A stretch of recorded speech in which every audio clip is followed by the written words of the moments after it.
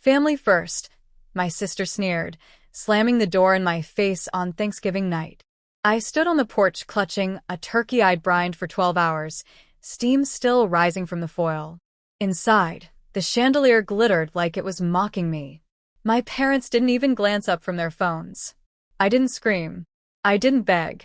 I just whispered, "Enjoy the leftovers," and walked away. 3 weeks later, she was the one texting at 2 a.m. "Please, Lena. The lights are off. The kids are scared. Keep reading. You'll never guess how far the fall really was." I used to live for holidays. The crackle of the fireplace, the scent of sage and orange peel, the way frost turned our rundown cul-de-sac into a postcard. It was the one day I could pretend we were stitched together by something stronger than resentment. Growing up, I was the glue. If rent was short, I covered it. If someone needed a cosigner, I signed. When my sister Mara and her husband Trent missed 3 mortgage payments in a row, I wired the difference before they finished the sentence. My mother called it big sister energy. My father called it nothing. He just passed Mara another beer. I told myself it was love. Truth? It was currency. Every bailout bought me a seat at the table, a smile that never quite reached their eyes. They praised my stability, the way gamblers praise a hot streak, until the luck ran out. This year, I went all in. I reserved the private room at the lake house, hired a caterer, even tracked down the vintage cranberry mold our grandma used to make. I pictured toasts, maybe a tearful hug. Instead, I got Mara's smirk and the slam of mahogany against my knuckles. On the drive home, the turkey sat shotgun like a corpse. I wasn't crying. I was calculating. By midnight, I'd canceled every recurring transfer, private school tuition, orthodontist, Netflix, even the damn zoo membership. 6 clicks. 4 years of silence undone in 90 seconds. I expected panic. I felt air. Like I'd been wearing a corset I mistook for ribs. Mara's first text arrived at dawn. "The kids are asking why Aunt Lena didn't come." I replied with a single emoji, turkey she called 17 times. I let them roll to voicemail, each one more frantic, until the last one cracked. "You're killing us." I printed every statement, $87,000 in family assistance, and slid them into a manila envelope. Then I changed every password to a phrase I'd never forget. No more leftovers. Day 4. Trent showed up at my office lobby, tie askew, eyes bloodshot. "We're 2 days from eviction."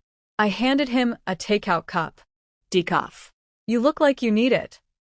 He slapped it out of my hand. "This isn't a joke, Lena." "No," I said, stepping over the puddle. "It's a boundary."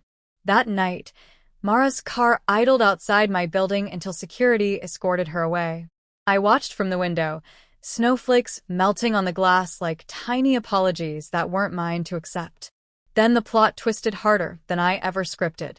At 3:17 a.m., my phone lit up, not Mara, but her wife, Sage. "Meet me. Coffee shop on 9th. Come alone."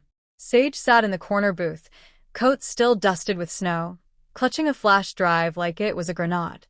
"I thought the money was for the kids," she whispered. "Tuition, braces, summer camp." She slid the drive across the table. It was blackjack. Sports bets. A condo in Vegas he never told me about. My stomach dropped, but my voice stayed level. "Show me." Spreadsheets. Screenshots. Hotel charges timestamped while I was wiring. Emergency grocery money. Sage's hands shook. "I filed this morning. Restraining order. Custody. All of it." I closed the laptop. "You're sure?" I'm done being the pretty prop in his con. 2 days later, Mara pounded on my door at midnight. I opened it 3 inches, chain still latched. "You poisoned her against me," she hissed. "No," I said. "You poisoned the well." I just stopped drinking. Behind her, red and blue lights painted the hallway.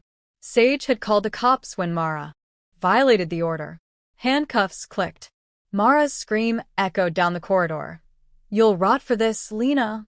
I shut the door, locked it, deadbolted it. For the first time, the sound didn't feel like surrender. Sage and the kids vanished to her sisters in Oregon. She sent one photo, 3 small figures in mismatched mittens, building a lopsided snow fort. Caption: "We're learning how to hold our own walls." My mother left one voicemail, voice thin as November ice. "Blood is thicker than pride, Lena." I deleted it without replying. Some debts aren't mine to pay. January thawed into February. I walked past the bakery where Grandma used to buy lemon bars. The smell didn't choke me anymore. It just smelled like sugar and yeast and someone else's childhood. One gray afternoon, a courier dropped an envelope. Inside, a single check, reimbursement from the casino's fraud department, Sage is doing. On the memo line she'd written, "For the lake house we never got to share." I cashed it, bought a tiny charcoal grill, and invited no one. The first steak sizzled alone on the balcony, smoke curling into a sky the color of forgiveness I didn't need to grant. Mara's last sighting was a grainy Facebook post, couch surfing, still blaming toxic siblings. I didn't like, didn't comment, didn't screenshot. I just blocked and kept scrolling. Some endings aren't fireworks. They're the quiet click of a door you finally stop knocking on. If you've ever paid for love with pieces of yourself, know this. The moment you stop, the bleeding stops too. And the scar? It's proof you survived the surgery.